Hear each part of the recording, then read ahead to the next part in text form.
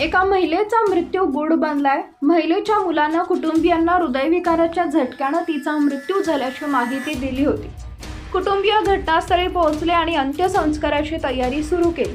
अंत्यसंस्कार करत असताना अचानक नातीला समोर असं काही दिसलं की ती जोरात ओरडली आणि नंतर भयानकच नक्की काय घडलं पुढे पहा। त्या अगोदर M9 मराठी न्यूजला जरूर सबस्क्राईब करा।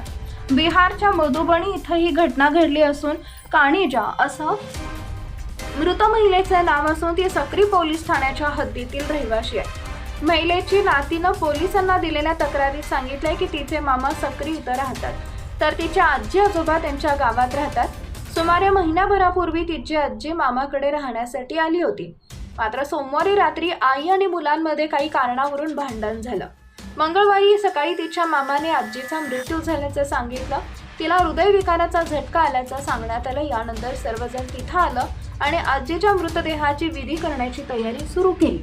मात्र अंत्यसंस्कार करत असताना सजदाला तिच्या आजीच्या मानेवर एक विचित्र खूण दिसली आणि ती जोरात थांबा म्हणून ओरडली। ही खूण दोरीची होती।